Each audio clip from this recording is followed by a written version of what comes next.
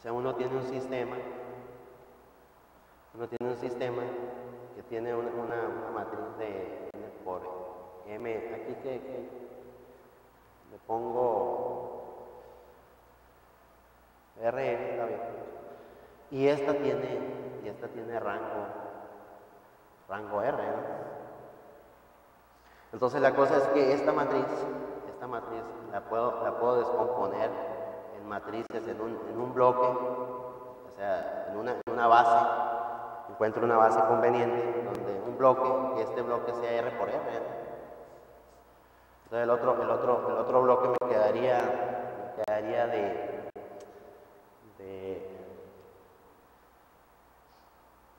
son R por M menos R, ¿no? N menos R. Y lo mismo lo otro, ¿no? Tengo un bloque 1, un bloque 2, un bloque 3, que sería de falta aquí, serían N menos R por R, ¿no? Y lo mismo acá, un bloque 4. Entonces, de tal manera que yo puedo descomponer este sistema, con el A1, A2, A3, A4, y tendría un XY aquí, ese X grandote que tengo por acá, y este lo voy a llamar de otra forma B, y tendría por acá un B1 y un B2. Entonces, de tal manera que yo puedo despejar la X.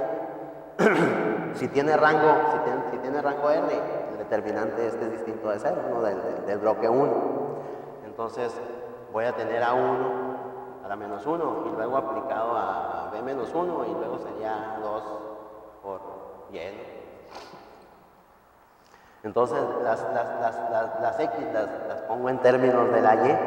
Entonces, ya en el sistema que resta, pues tendría A3X y tendría más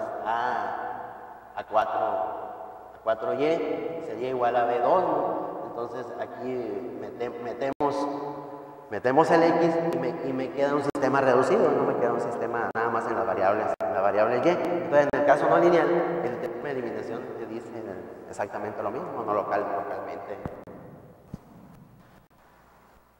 Entonces, la cosa es acomodar las funciones auxiliares que al aplicar el teorema de la función implícita, pues nos va a dar ese resultado, ¿no? Entonces, ese bosquejo es el que me faltó, no está ligado. Y lo mismo cuando se tiene el teorema de dependencia funcional. Se dice que R funciones son funciones reales de varias variables, derivadas continuas, C clase C1. Entonces se dice que son funcionalmente dependientes en un determinado abierto si sus gradientes son linealmente independientes.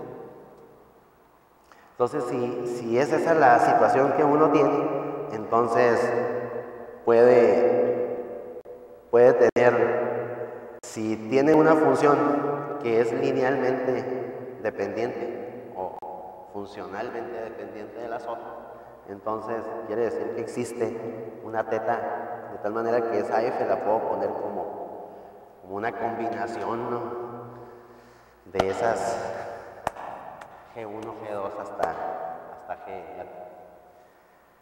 Es un teorema muy interesante que en lo particular yo no lo había visto. O sea, yo he dado el curso de cálculo vectorial varias veces y no lo había necesitado en ningún contexto, ¿no? Pero qué importante es, ¿no?, manejar lo mismo que cuando uno tiene en los espacios finitodimensionales, tiene una base, un conjunto maximal, de tal manera que otro lo puede poner como combinación lineal de eso.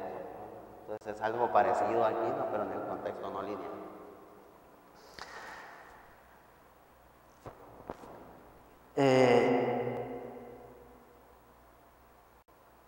Hablaba en el resumen que el teorema de la función implícita se puede generalizar y hay versiones en donde el de Tratt, teorema de la función implícita, incluso sin condiciones de diferenciabilidad. Y se utiliza un método más sofisticado de iteración, ¿no? de aproximación, que es el método de punto fijo de Chauder. Yo en lo particular no lo conozco, no lo he trabajado, entonces es un problema para quien quiera, si quiere participar en el seminario, ¿no? Ver el teorema de la función implícita sin condiciones de diferenciabilidad. También el hermano de él, el pariente cercano al teorema de la función inversa, vale para mapeos continuos, ¿no? E incluso para otros casos singulares en donde el jacobiano es de diferente, la matriz jacobiana es no degenerada y bla, bla, bla. También se tiene el contexto del teorema de la función implícita para funciones analíticas. El tratamiento es un poquito diferente, ¿no? Aquí para las funciones holomorfas. Se tiene el teorema de la función inversa global de Hadamard. Ahí es en topología. La condición es que el mapeo sea propio, ¿no? O sea, que la imagen inversa de compactos sea compacta. Es la condición para tener soluciones de un conjunto de variables en términos de las otras, ¿no? Un bonito problema también es el teorema de la función inversa global. Y el que mencionaba que a mí en lo particular me interesa por cuestiones prácticas, el teorema de la función inversa vía el método de Newton-Raphson, ¿no? Que es una generalización también universal porque es válido no únicamente en espacios normados, es válido en espacios mucho más generales, ¿no?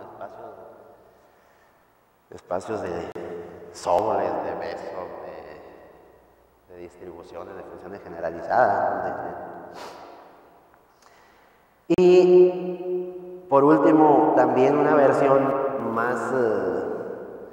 más sofisticada, que de hecho es considerada como una auténtica proeza, es el teorema de la función implícita de Nash-Moser, ¿no? Para la cuestión del incrustamiento de variedades riemannianas en espacios euclidianos.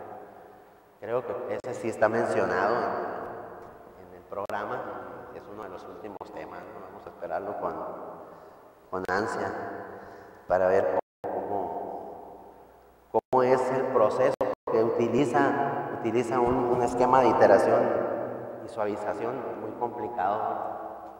Yo a la fecha no tengo conocimiento del teorema, para decir verdad.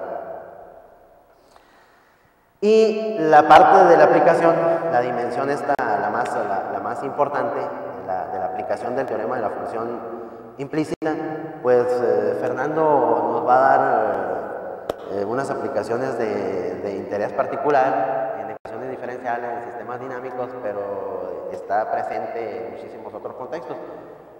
Yo tengo una última plática, es del método de las características que se va a dar con Martín. Entonces, yo pienso hablar del método de las características generalizado, o sea, sacar soluciones viscosas para determinadas ecuaciones no lineales. Y ahí se utiliza el teorema de la función implícita, ¿no? para determinar las soluciones viscosas. Entonces, por allá vamos a otra vez recordar, en el último tema vamos a recordar el primero, el teorema de la función implícita. Entonces, cuando a mí Rubén me dijo, participa en el seminario, le digo, no, pues, que no se necesita tener mucha base, tanto en cálculo vectorial como en análisis funcional, espacios de Banach. Es bueno, es bonito manejarlo en ese contexto y sobre todo cuando surge la aplicación, ¿no? Entonces, pues muchas gracias. Por el momento es todo lo que les puedo decir y termino con las frases que me he encontrado ahí a lo largo del libro, ¿no? Que la matemática más que una teoría es una actividad, hay que hacerla, ¿no? Hay que hacer los ejercicios siempre. Y también por ahí encontré que dice que la matemática se aprende en parte observando a otros hacerla porque se antoja. Por ejemplo, a mí cuando Rubén me habló de, por ejemplo, el teorema del rango, y verlo cómo sacaba las relaciones. Yo quiero de eso, yo quiero aprender así. Entonces creo que en parte es cierto eso. Entonces para eso estamos en este seminario, para participar todos y irnos nutriendo. A final de cuentas es un seminario de actualización y pues esperemos cumplir con el objetivo. Muchas gracias.